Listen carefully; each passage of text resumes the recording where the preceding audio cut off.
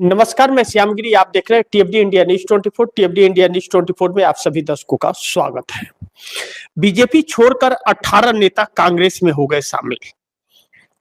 हड़कंप मच गया और कांग्रेस ने आज एक इमरजेंसी बैठक बुलाई और बैठक में बहुत कुछ तय हुआ रणनीतियों पर, मोदी सरकार को लेकर। अब बड़ी महत्वपूर्ण बिंदु यह है कि पहले आप इसे इस तरह से देखिए जो बड़ी महत्वपूर्ण है, आप दर्शकों को समझना और बड़ी ध्यान से इन बातों को समझने का प्रयास कीजिए कि इस वक्त भारतीय जनता पार्टी की वह हालत है जो 2014 चुनाव के वक्त जो हालात थे कि कांग्रेस छोड़ करके लोग भाजपा में जा रहे थे। इस वक्त भाजपा छोड़कर कांग्रेस में आने का सिलसिला जारी है और शुरुआत हो चली है, जो भारी पैमाने पर हो रहा है। यह एक जगह की बात नहीं है। सुबह खबर आई कि झारखंड के अंदर 18 नेता कांग्रेस में शामिल हो गए। महाराष्ट्र से खबर आ गई, केरल से खबर आ गई। अब केरल में जो भाजपा अस्तित्व बनाना चाह रही थी अपना, उस केरल से लोग भाजपा छोड़कर कांग्रेस में आ रहे हैं। क्योंकि केरल में इस बार भाजपा की पतन का कारण होने वाला है, वह आप दर्शकों को बताऊंगा, लेकिन कांग्रेस की सत्ता इस बार केरल में तय मानी जा रही है। अब इसका जैसा मैंने कहा कि झारखंड के अंदर 18 लोग कांग्रेस में शामिल हो गए और निकाय का चुनाव हो रहा है, और महाराष्ट्र में हो गए, केरल में, गुजरात में हो रहे हैं, आसाम में हो रहे हैं, बाकी की जगहों पर हर जगह से खबर आ रही है कई नेताओं का। अब ऐसे में कांग्रेस जिस तरह भारतीय जनता पार्टी को घेर ली है इस वक्त, जिन मुद्दों की चर्चा लगातार है, अमेरिकी ट्रेड डील, एप्स्टीन फाइल, इन सारी चीजों का, और जनरल नरवणे की किताब बड़ी अहम भूमिका निभा रही है। अब ऐसे में भारतीय जनता पार्टी के 240 सांसद जो हैं, आप दर्शक इन बातों को तो हमेशा गौर और कीजिएगा और ध्यान रखिएगा कि उन 240 सांसदों में 104 सांसद ऐसे हैं कि जो दूसरे दल से आए हुए हैं, वह भाजपा ही नहीं है और ना ही आरएसएस के हैं। यानी कि भाजपा का अपना 136 है और 104 दूसरे दलों का। राहुल गांधी के बयान के अनुसार भारतीय जनता पार्टी के सांसद राहुल गांधी के संपर्क में है। यह बात राहुल गांधी ने कहा था। अब इसे हम दूसरे पहलू पर परखने का प्रयास करते हैं, असर और प्रभाव। वह नेता जो कांग्रेस छोड़ करके भाजपा में चले गए थे,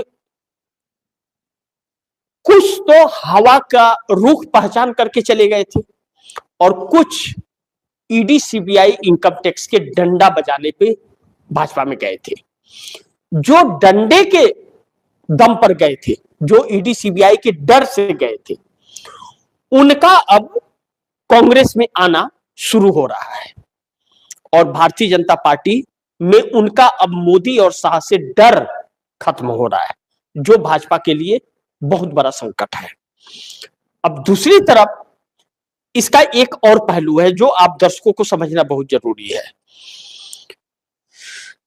2014 में कांग्रेस छोड़ करके जाने वाले या बाद में ईडी सीबीआई के डर से जाने वाले इसलिए भी भाजपा के साथ रहने को मजबूर थे क्योंकि कोई आरोप और कोई भ्रष्टाचार न किए रहने के बावजूद झूठे और फरेब मामले में 25-30 साल के मामले में एक हल्के फुल्के एफआईआर पर भी गिरफ्तारियां और उनकी सजा रद्द हो जा रही थी।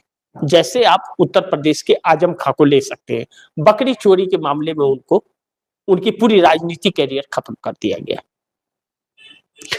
अब ऐसे में जब उन नेताओं को अब मौका मिला है और नरेंद्र मोदी और अमित शाह की सच्चाई सामने आ गई है, तो वह घर वापसी की तरफ कदम बढ़ा रहे हैं। लेकिन दो तीन चीजें और हैं जो जानना आप दर्शकों को जरूरी है। मैं कांग्रेस की इमरजेंसी बैठक में क्या हुआ यह भी बताऊंगा, और क्यों हड़कंप सा मचा है भारतीय जनता पार्टी के अंदर कांग्रेस में शामिल होने के बाद। बीजेपी के कई सांसद जो मैंने कहा कि राहुल गांधी के संपर्क में है, अब इसका एक वजह और भी है कि इंडिया गठबंधन एकजुट है।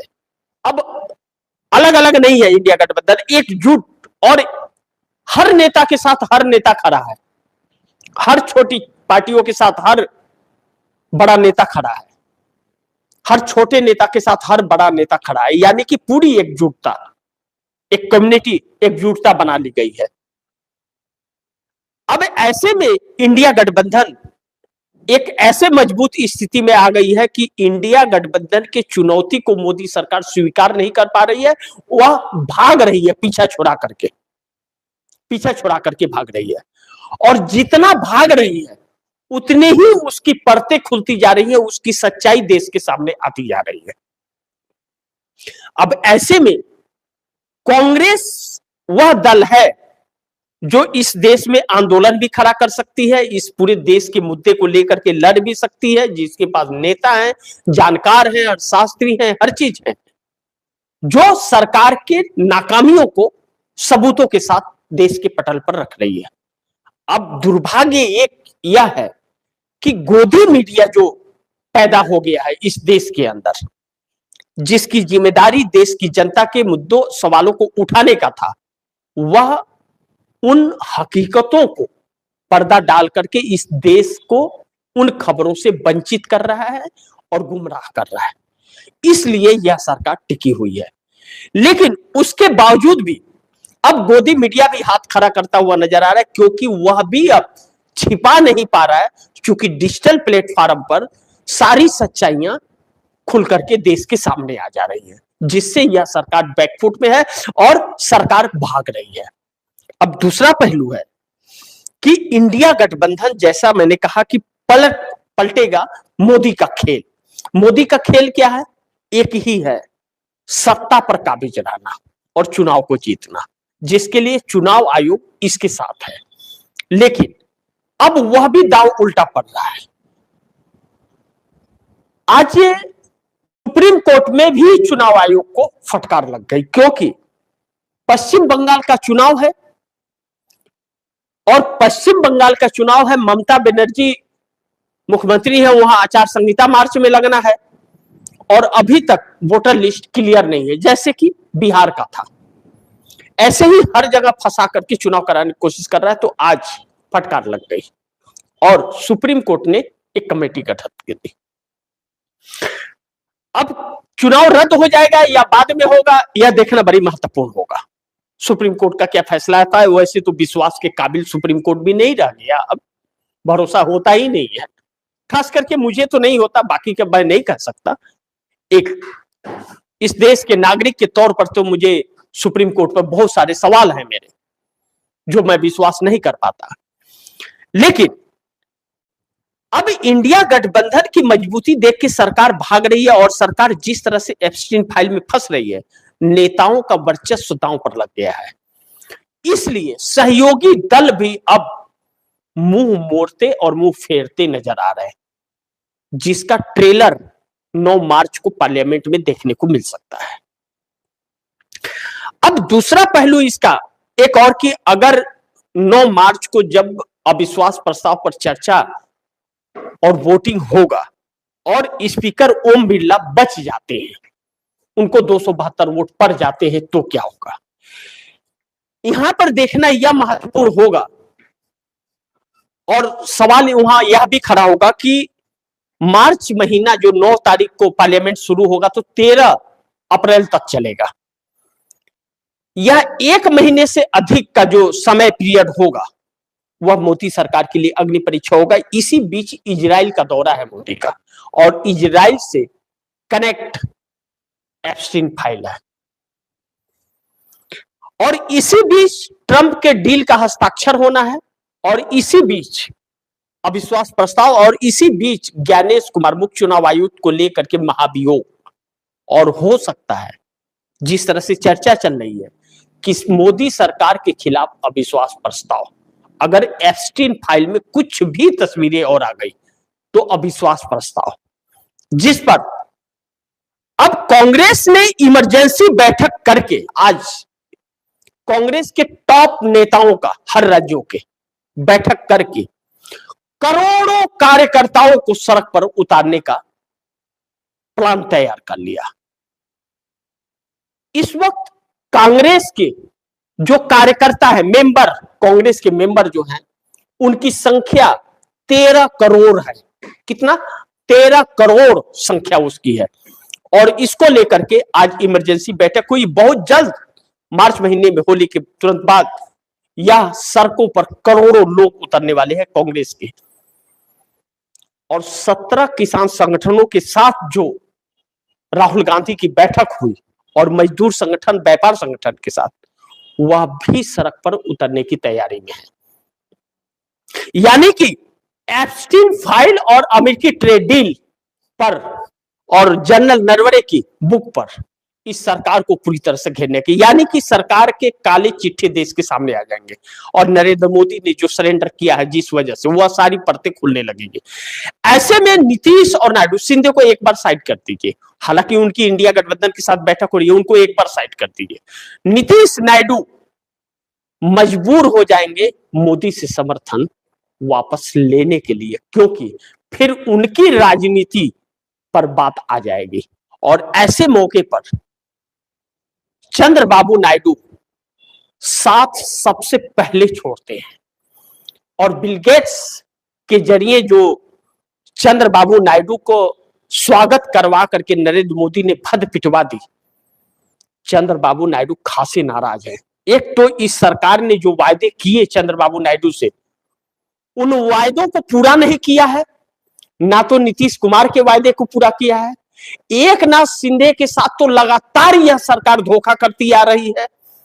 और जो छोटे छोटे चवन्नी हैं, या छोटे छोटे नेता कह लीजिए, वह तो जिधर नाव डूब रही उधर कूद करके अपने आप को बचा लेंगे, भाग जाएंगे इधर उधर, उनका तो बात ही छोड़ दीजिए। मुख्य नीतीश नायडू, इससे डर भाजपा को बहुत ज्यादा है, जिसकी अग्नि परीक्षा 9 तारीख होगी। लेकिन 9 तारीख से पहले कहीं अगर हरदीप सिंह पुरी और ओम बिरला का इस्तीफा हो जाए तो भी आश्चर्य मत होइएगा, क्योंकि सरकार बुरी तरह से फंस गई है। अब कांग्रेस की इस इमरजेंसी बैठक से सड़क पर करोड़ों लोगों को उतारने का जो एक प्लान तैयार कांग्रेस ने किया है, सरकार इसको लेकर के बहुत ही बौखलाई हुई है और परेशान सी है कि अब कैसे बचेंगे। क्योंकि इसी बीच यूजीसी 10 तारीख को आएगा, जनता फिर सड़क पर आ जाएगी, किसान सड़क पर आ जाएंगे, मजदूर, व्यापारी आ जाएंगे। यानी कि सरकार से समर्थन वापस लेने के लिए नीतीश नायडू को मजबूर कर देगी इस देश की जनता। और इस देश को भी एक आंदोलन की जरूरत, यानी कि नरेंद्र मोदी की सच्चाइयों को एक एक व्यक्ति तक पहुंचाने के लिए इससे अच्छी और कोई प्लानिंग नहीं हो सकती जो कांग्रेस ने कर दिखाया है। इंडिया गठबंधन के हाथ यह मौका कि जो देश को गुलाम बनाना चाहती है सरकार, लोकतंत्र को खत्म करना चाहती है, संविधान को खत्म करना चाहती है, उसे उखाड़ कर फेंकने का एक मौका मिल गया है। देखते हैं क्या होता है। जो भी होगा, खबरें आप दर्शकों तक लाता रहूंगा। आप दर्शकों की क्या राय है, क्या सुझाव है, कमेंट बॉक्स में जरूर दीजिएगा। इस खबर को ज्यादा से ज्यादा शेयर कीजिएगा, अपने दोस्तों को भी कहिएगा आगे शेयर करें। और आपने अगर टीएफडी इंडिया न्यूज़ 24 को सब्सक्राइब नहीं किया, सब्सक्राइब कर लीजिएगा, अपने दोस्तों को भी कहिएगा सब्सक्राइब करें। मिलते हैं अगली खबर के साथ, तब तक के लिए नमस्कार।